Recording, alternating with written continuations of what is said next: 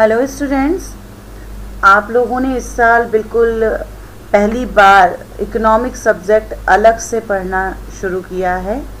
और जैसा कि आपको दिख रहा है कि ये आपकी बुक है भारतीय अर्थव्यवस्था का विकास। एक बुक आपकी ये है और दूसरी बुक जो होगी वो होगी स्टैटिस्टिक्स यानी सांख्यिकी की। तो अभी मैं आपको भारतीय अर्थव्यवस्था का विकास ये जो बुक है इसका पहला चैप्टर किससे संबंधित है और इसमें हम क्या क्या पढ़ेंगे इसके बारे में जानकारी देने जा रही हूँ। बच्चों, जैसा कि आपको दिख रहा है कि ये इस साल ही चालू हुई है हमारे राजस्थान बोर्ड में। इसके पहले तक ये CBSE में चलती थी, NCERT की बुक है। और 2 से 3 साल पहले ये बुक हमारे राजस्थान में भी चलती थी, लेकिन बीच में इसको रोक दिया गया था और राजस्थान बोर्ड की अपनी बुक आई थी।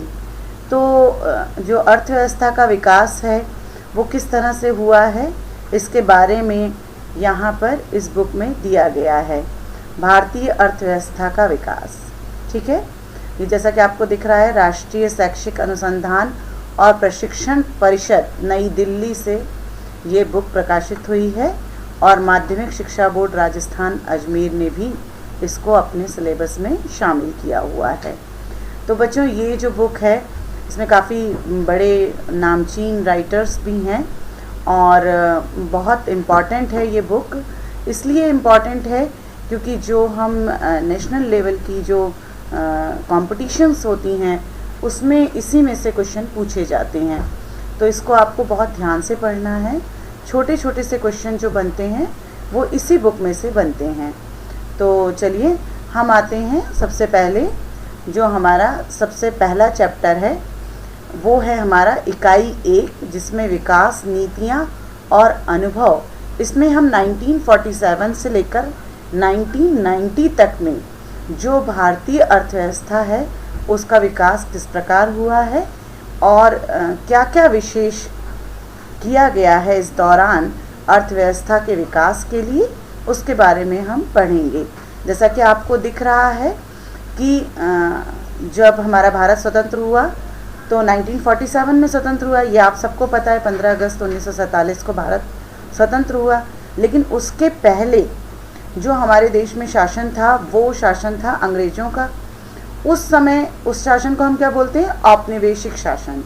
तो उस औपनिवेशिक शासन के अंतर्गत जो आर्थिक विकास का स्तर था बहुत नीचा था। उसके क्या कारण थे इसके बारे में भी इसमें हम डिस्कस करेंगे। जैसा कि आपको दिख रहा है पहला पॉइंट ही यही है कि औपनिवेशिक शासन के अंतर्गत निम्न स्तरीय आर्थिक विकास। उस समय कृषि क्षेत्र की क्या स्थिति थी, औद्योगिक क्षेत्र कैसा था, विदेशी व्यापार की क्या स्थिति थी, जनांकीय परिस्थिति यानी जनसंख्या से संबंधित लोगों की साक्षरता दर कितनी थी, लोगों की जो अन्य जनांकीय विशेषताएं हैं जैसे जन्म दर, मृत्यु दर आदि क्या थी, इसके बारे में हम पढ़ेंगे। व्यावसायिक संरचना, इसका मतलब हुआ कि प्राथमिक क्षेत्र, द्वितीय क्षेत्र और तृतीय क्षेत्र में कितने लोग, कितने प्रतिशत लोग लगे हुए थे। आधारिक संरचना, जैसे कि जो रोड्स हैं, जो सड़कें हैं, उनकी क्या स्थिति थी, या फिर इसके अलावा जो विद्युत है उसकी क्या स्थिति थी। ये सारी इस चैप्टर में जो हमारी पहली इकाई है हम उसमें कवर करेंगे। और जैसा कि आपको दिख रहा है ये 1 नंबर पेज से लेकर 36 नंबर पेज तक है। तो चलिए आज का जो चैप्टर है हम शुरू करते हैं। इकाई 1, विकास नीतियाँ और अनुभव 1947 to 1990। तो इस इकाई में जो हम अध्ययन करने जा रहे हैं, सबसे पहले कर रहे हैं स्वतंत्रता की पूर्व संध्या पर भारतीय अर्थव्यवस्था। स्वतंत्रता की पूर्व संध्या मतलब जब भारत बिल्कुल स्वतंत्र हुआ है उससे पहले जो कंडीशन थी भारत की, भारतीय अर्थव्यवस्था की, उसके बारे में हम इसमें अध्ययन करेंगे। तो बच्चों, जैसा कि आपको पता है कि ये पुस्तक का नाम ही हमारा क्या है? भारत का आर्थिक विकास। तो भारत का आर्थिक विकास किस प्रकार हुआ है ये सब कुछ हमें इसमें पढ़ना है। तो सबसे पहली चीज़ तो ये आप लोगों को बहुत अच्छे से मालूम है कि भारत 15 अगस्त 1947 को आज़ाद हुआ और उसके पहले तक हमारे देश पर शासन था अंग्रेज़ों का और उससे भी पहले मुग़लों का, और इस तरह काफ़ी लंबी जो दास्ता थी वो हमारे देश ने देखी है। बहुत लंबे समय तक वो परतंत्र रहा।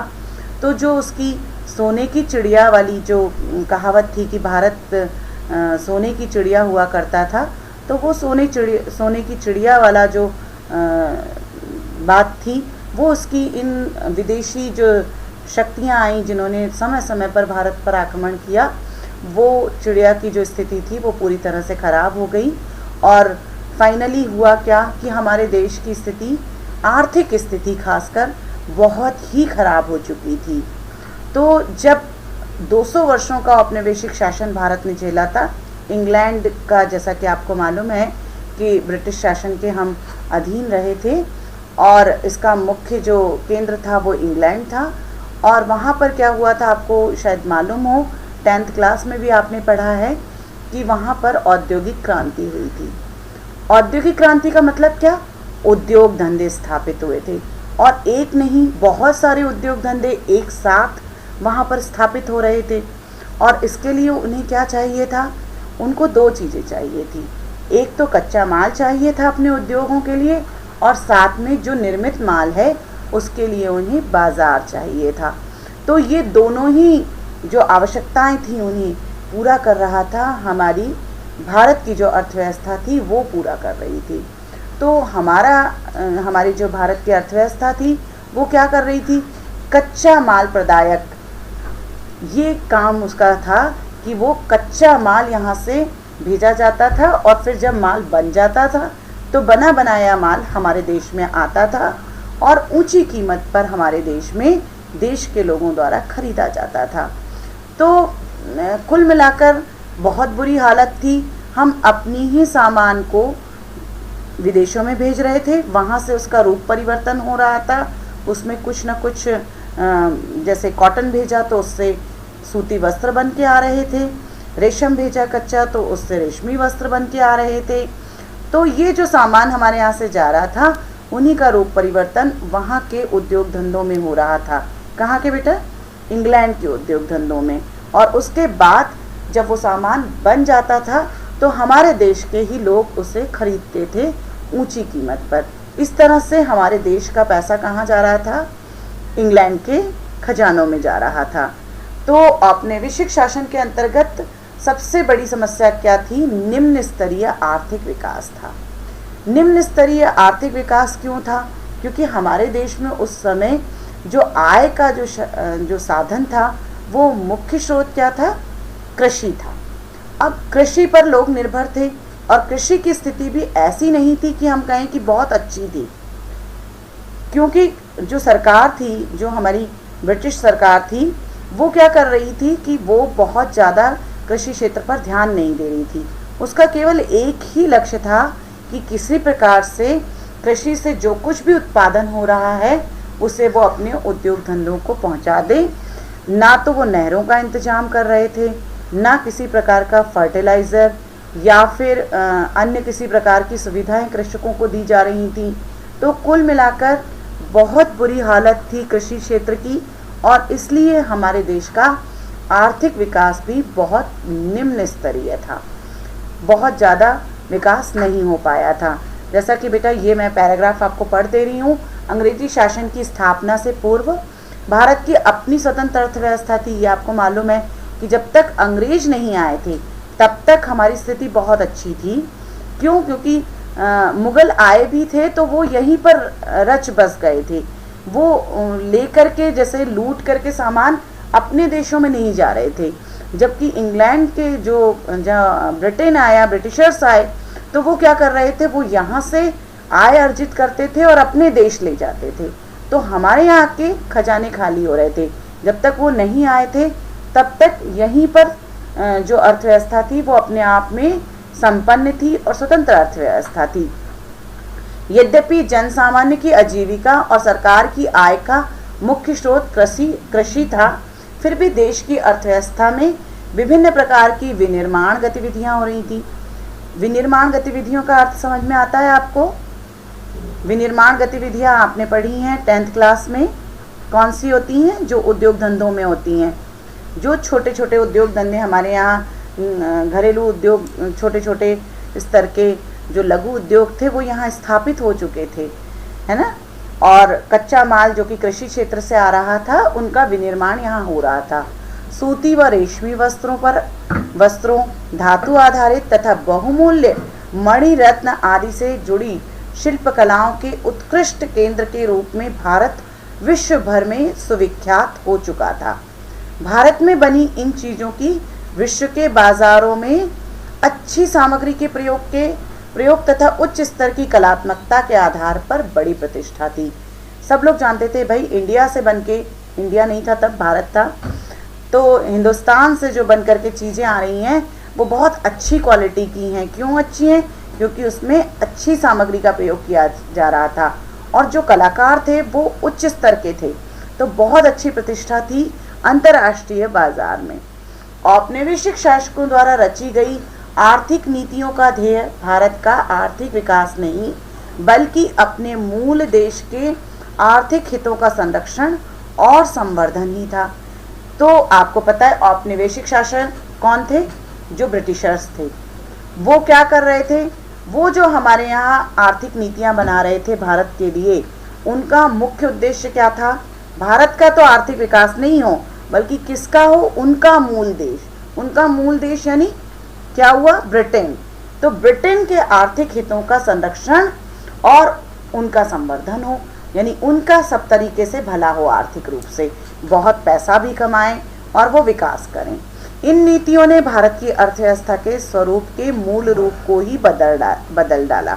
भारत इंग्लैंड को कच्चे माल की पूर्ति करने तथा वहाँ के बने तैयार माल का आयात करने वाला देश बनकर रह गया। जैसा कि मैंने आपको पहले भी कहा कि इन्होंने इस तरह की नीतियाँ बनाई जिससे कि भारत का जो कच्चा माल था वो कहाँ एक्सपोर्ट होने लगा? इंग्लैंड में। और वहाँ के उद्योग धंधे जो थे वहाँ पर क्या होने लगा? कुछ ना कुछ रिप्रोडक्शन होने लगा, विनिर्माण का काम होने लगा और वहाँ से जो सामान बना वो हमारे देश में आने लगा और हम उन्हीं मालों को आयात करने लगे। अब यहाँ एक शब्द आया है आयात। आयात और निर्यात, दो शब्द आप अच्छी तरह से समझते हैं, कक्षा 10 में भी आपने इसके बारे में पढ़ा है। आयात का मतलब होता है जब हम विदेशों से सामान मंगाते हैं। अगर हम किसी दूसरे देश से अपने देश में सामान मंगाएंगे तो सामान तो हमारे देश में आएगा पर हमारे देश की मुद्रा दूसरे देश में चली जाएगी। यानी मुद्रा उस समय कैसी थी? सोने चांदी की थी। तो सोना चांदी हमारे देश का कहाँ जा रहा था? विदेशों में जा रहा था। निर्यात का मतलब आप जानते हैं, निर्यात का मतलब होता है अपने देश से दूसरे देश में सामान बेचना। और जब हम निर्यात करते हैं तो क्या होता है? हमें दूसरे देश से मुद्रा प्राप्त होती है। तो अगर हम निर्यात भी कर रहे थे तो किसका कर रहे थे? कच्चे माल का।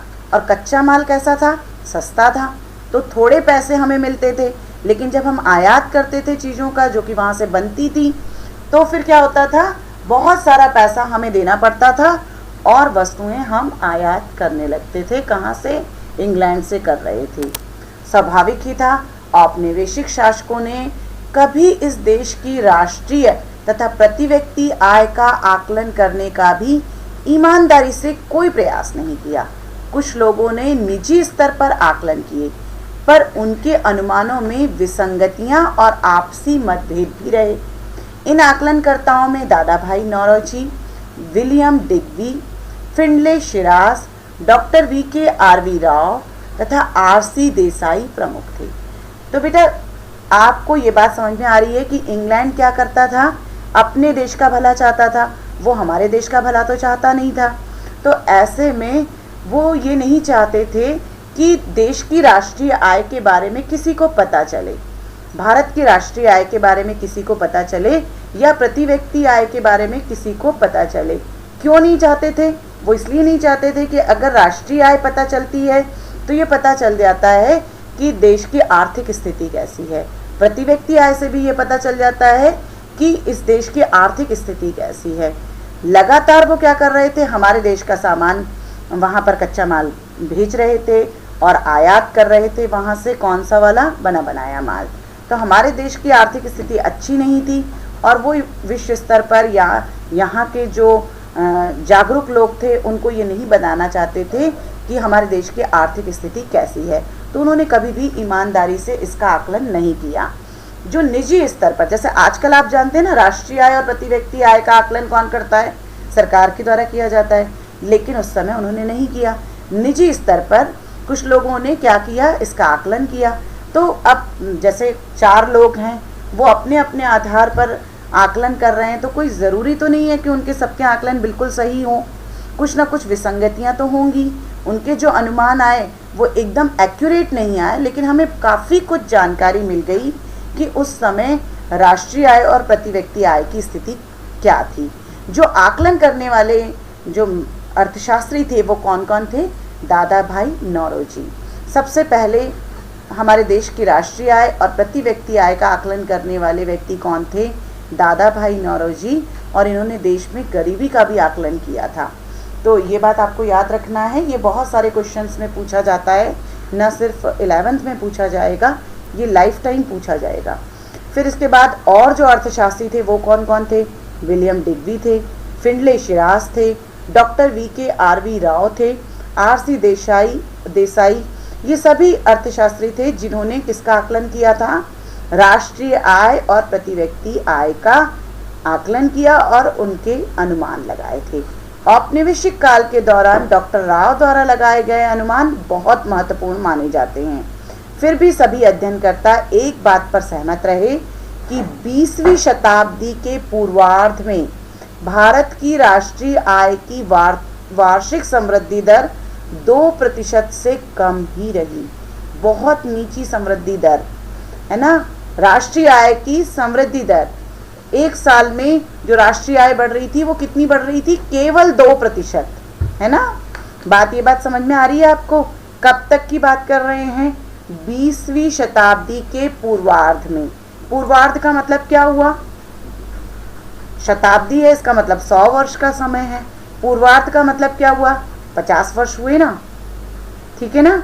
तो 20वीं शताब्दी का पूर्वार्ध क्या हुआ? 1900 से लेकर के 1950 तक, यानी हमारी कौन सा वाला टाइम? जब तक हमारा देश स्वतंत्र नहीं हुआ था, तब तक की हमारी जो राष्ट्रीय आय के अनुमान लगाए गए, तो ये पाया गया कि हमारे देश की जो राष्ट्रीय आय है प्रतिवर्ष केवल 2% से भी कम दर पर बढ़ रही है, तथा प्रति व्यक्ति उत्पाद वृद्धि दर तो मात्र 0.5% यानी 0.5% ही रह गई है। यानी प्रति व्यक्ति उत्पादन क्या बढ़ रहा है? बहुत कम है, 0.5% है। जब ये राष्ट्रीय आय की वार्षिक समृद्धि दर 7-8% होती है तब हम उसे अच्छी कहते हैं। तो ये तो बहुत ही कम थी, तो इसका मतलब हमारा देश विकास नहीं कर रहा था जैसी दर उसे चाहिए थी उसके अनुसार। अब आते हैं हम कृषि क्षेत्र की क्या स्थिति थी उस समय। ब्रिटिश औपनिवेशिक शासन के अंतर्गत भारत मूलतः एक कृषि अर्थव्यवस्था ही बना रहा। देश की लगभग 85% जनसंख्या जो गांवों में निवास कर रही थी, प्रत्यक्ष या परोक्ष रूप से कृषि के माध्यम से ही अपनी रोजी रोटी कमा रही थी। तो 2 बातें आपको इसमें पता चली। एक तो देश की 85% जनसंख्या कहाँ रहती थी? गांव में रहती थी, यानी नगरीकरण बहुत कम हुआ था। दूसरी बात आपको पता चली कि ये 85% जनसंख्या प्रत्यक्ष या परोक्ष रूप से किससे जुड़ी हुई थी? कृषि पर ही निर्भर थी।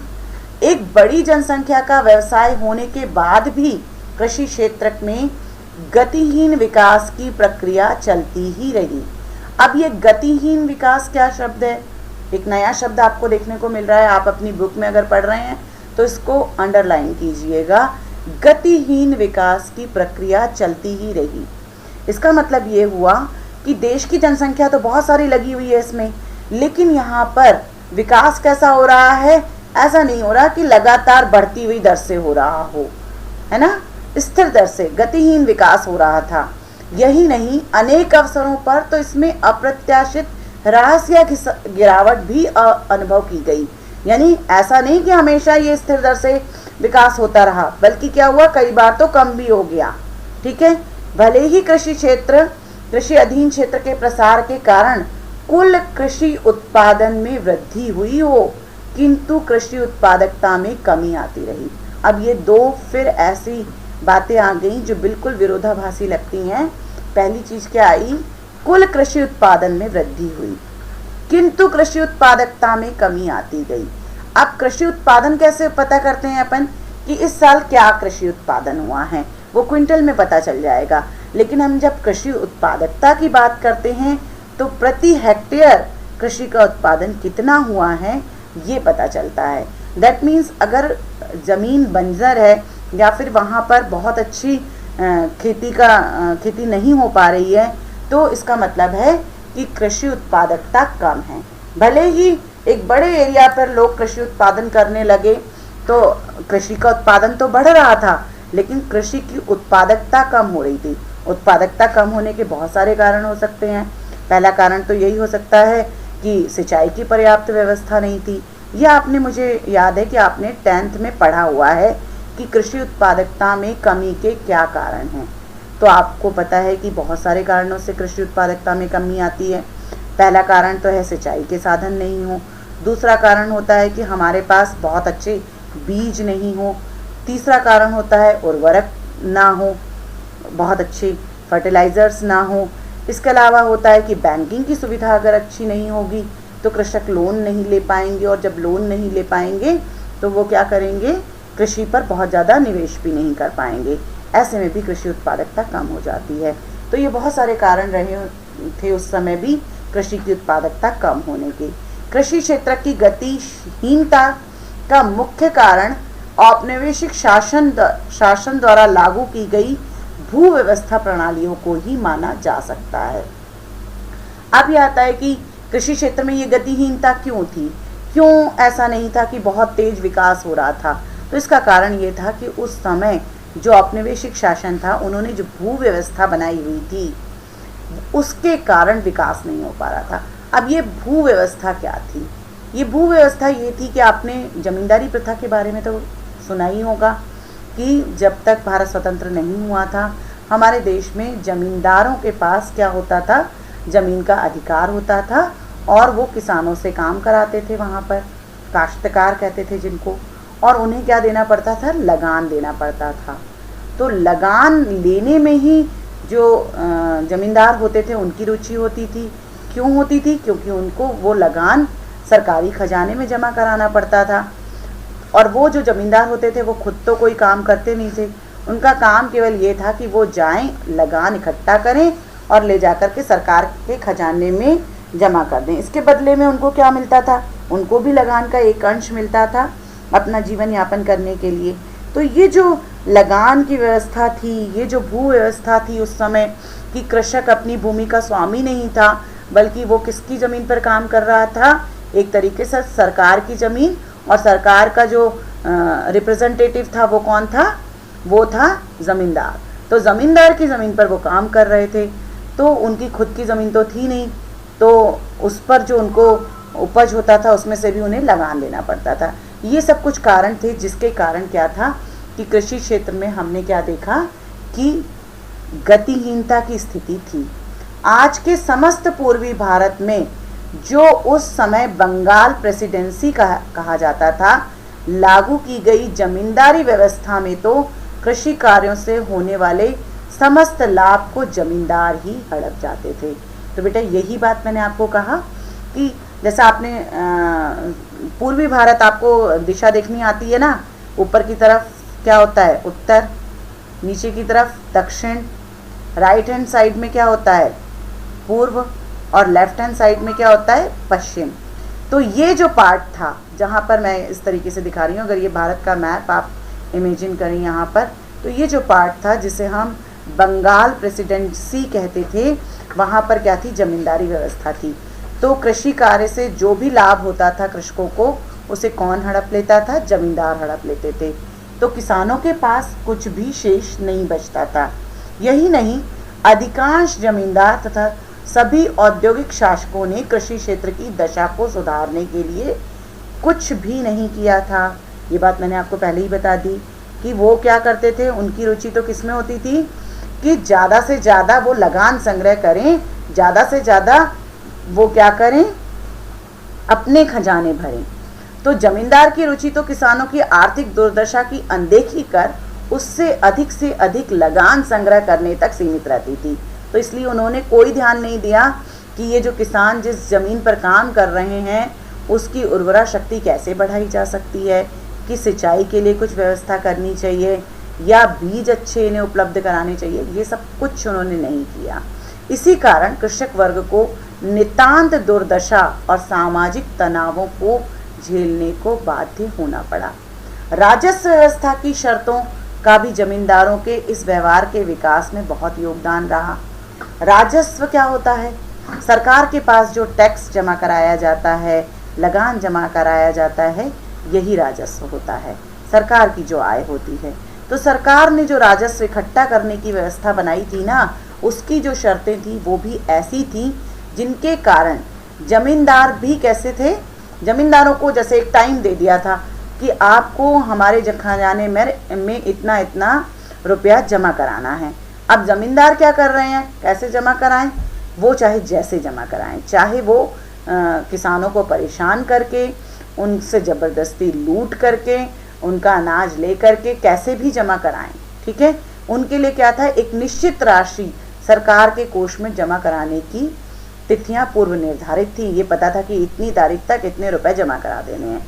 आप सोचिए, जैसे मैं आपकी क्लास में कह दूं कि भाई आपको 10,000 रुपये क्लास में जमा करा के देने, और क्लास की मॉनिटर को ये वाली बात मैं कह देती हूँ कि सब बच्चों से ऐसा करना, इकट्ठा करके 10,000 रुपये आपको लेके आने हैं।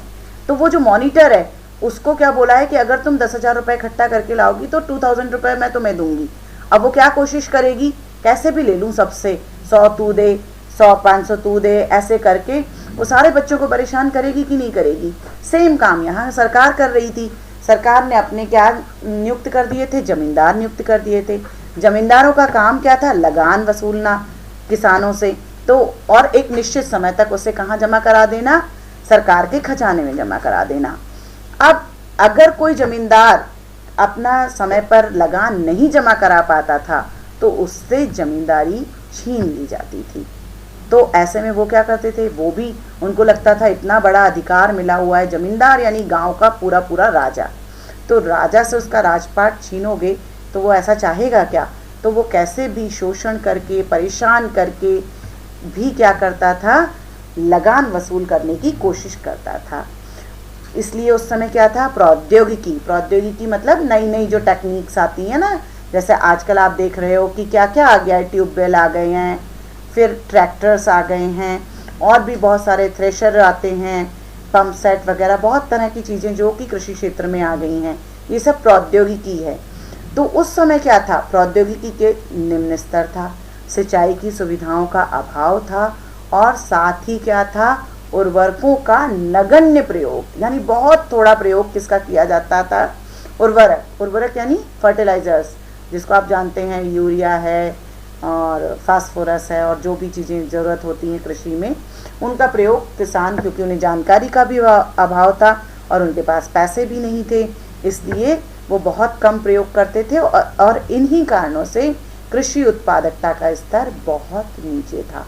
तो आपको इस क्वेश्चन का आंसर भी मिल गया इसमें कि जो कृषि उत्पादकता थी उस समय की, उसका स्तर नीचा क्यों था।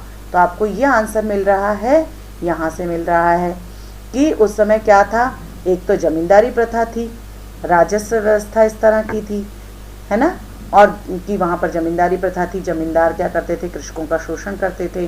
दूसरे रीजंस क्या थे, प्रौद्योगिकी का निम्न स्तर था, सिंचाई सुविधाओं का अभाव था, और साथ ही उर्वरकों का प्रयोग भी बहुत कम होता था, जिसके कारण कृषि की उत्पादकता कम थी।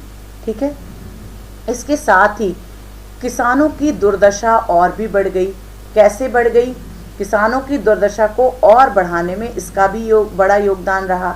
देश के कुछ क्षेत्रों में कृषि के व्यवसायीकरण के कारण, कृषि का व्यवसायीकरण आप जानते हैं, एक तो किसान अपने उपयोग के लिए फसल को उत्पादित करता है, दूसरा क्या होता है, वो बाजार में बेचने के लिए फसल उत्पादित करे, तो उसे क्या कहते हैं, कृषि का व्यवसायीकरण। तो उस समय के किसानों को क्या जोर दिया जा रहा था कि आप ऐसी फसलें उत्पादित करें जिन्हें हम नकदी फसल कहते हैं, नगदी फसलों का उत्पादन करें और उसे बाज़ारों में बेचें सस्ते सस्ते दाम पर, जिससे कि अंग्रेज उसे खरीद करके अपने देश ले जा सकें। कैसे लेके जाते थे उस समय? जहाज़ों में भर के ले जाते थे और फिर उनसे तैयार माल हमारे देश में बेच सकें। तो कृषि के व्यवसायीकरण के कारण नकदी फसलों की उच्च उत्पादकता के प्रमाण भी मिलते हैं। तो उस समय क्या था कि जो खाद्यान्न फसलें थे उनका उत्पादन तो कम कर दिया और किसका उत्पादन बढ़ा दिया गया? जो कि नकदी फसलें होती हैं, जैसे कॉटन है, जैसे आपका गन्ना है, जूट है, ये सब फसलें कैसी होती हैं? नकदी फसलें होती हैं। ये सरसों है क्योंकि इससे ऑयल निकलता है। तो ये नकदी फसलों का उत्पादन उस समय इनका उत्पादन बढ़ा, लेकिन जो ज़रूरत की फसलें थी, खाद्यान्न वगैरह, उनका उत्पादन उस समय कम हो गया था।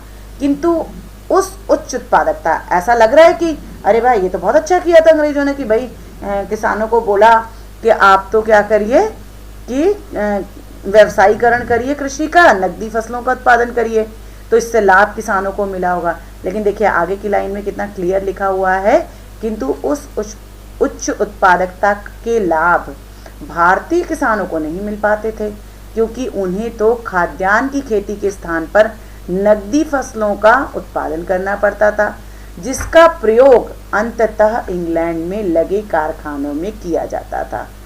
और सिंचाई व्यवस्था में कुछ सुधार के बावजूद भारत बाढ़ नियंत्रण एवं भूमि के उपजाऊ शक्ति के मामले में पिछड़ा हुआ था। तो ये चीज़ आपको पता चला कि अगर वो नकदी फसल उत्पादित भी करते थे तो उसका यूज़ कौन करता था? अंग्रेज करते थे। इसके साथ ही ना तो बाढ़ नियंत्रण के कोई प्रयास किए गए थे और ना ही भूमि की उपजाऊ शक्ति को बढ़ाने के लिए कोई प्रयास किए गए थे। ठीक है, जबकि किसानों के एक छोटे से वर्ग ने अपने फसल पैटर्न को परिवर्तित कर खाद्यान्न फसलों की जगह वाणिज्यिक फसलों को उगाना प्रारंभ कर दिया।